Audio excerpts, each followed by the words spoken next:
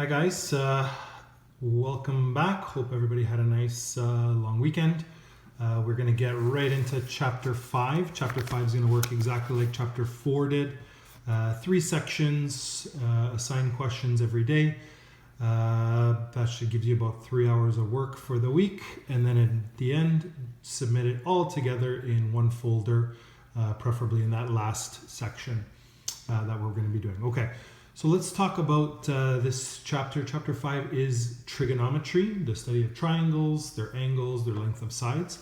So for some of you, this is going to be, again, a review. For some of this, brand new information for some of you. So that's how we'll do it. If there's any questions, again, you're going to message me and let me know how that goes. Okay, so we have the 3 primary trig ratios. They're sine, cosine, and tangent. They're short-formed on your calculator: sine, cosine, and tangent. And the way you remember them is that little mnemonic device, SO, CA, TOA. Okay, so SO says that sine is equal to the opposite over the hypotenuse, cosine is the adjacent over the hypotenuse, and tangent is the opposite over the adjacent, as indicated by their first letters. Okay, so first thing you need to refresh your memory is how to label a triangle. So we're dealing with, for the primary trig ratios, we're only dealing with right-angled triangles. That's how we know it's a right-angled triangle.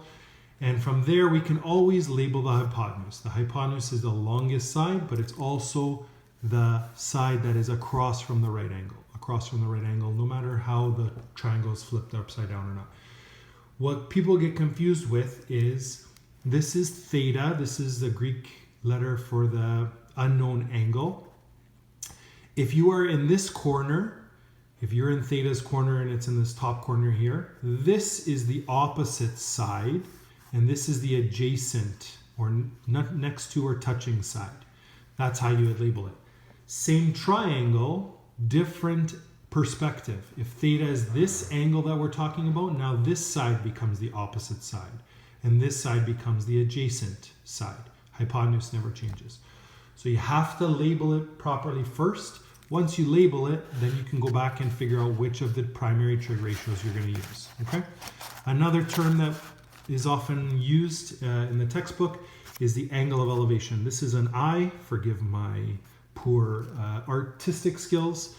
From here, the eye normally looks straight ahead. If the eye looks up at something, the angle that's created is the angle of elevation. If the eye that normally looks straight ahead looks down at something, like if you're in a plane or a helicopter or something and there's a boat in the water and you're looking down, this is the angle of depression that's created.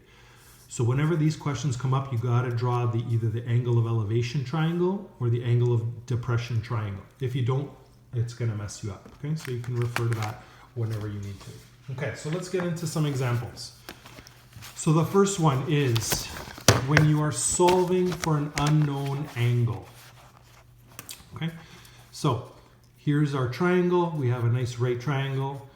I'm given 2 side lengths, 0.88 and 3.6. That's all I'm given. So here are the steps you're going to use to solve this particular problem, this unknown angle. Theta is a certain number of degrees. We need to figure out how many degrees it is approximately. So step 1 is you're going to label your side. So because theta is here, this is your opposite side. This is always your hypotenuse. So then you ask yourself, you got to choose which ratio, SO, CA, or TOA, sine, cosine, or tangent. Because you have information about the opposite and the hypotenuse, you're going to use sine. Sine is opposite over hypotenuse. You can't use cosine, you can't use tangent. So you have to pick the right one. So once I know to use sine, we go forward and we fill in the values, plug in the values, and then we solve. So sine theta is the opposite side over the hypotenuse. Well, we know the opposite is 0.88. We know the hypotenuse is 3.6. When I do that, when I divide that in my calculator, I get a decimal. And on your calculator, you're going to use this inverse sign, or this sine -1. Some calculators do this, then you push sine -1, or inverse. Some do inverse sine, then put this in. Regardless, you're going to get 18 degrees. So theta is actually an 18-degree angle, approximately. Okay, so make sure that's working on your calculator and make sure you know how to use the buttons. Okay, the second type is solving for an unknown side length. So I can do a side length as well. So in this problem, I'm given that this angle here is 55 degrees. I'm asked to solve for x, and I'm told that this is 95 meters long. So again, we're going to label first. Because it's this angle, this is the opposite side, but it's not in play in this question. The adjacent side and the hypotenuse side are, so we use cosine for this problem. Cosine is the adjacent and the hypotenuse. So when we have these two pieces of information, you use cosine.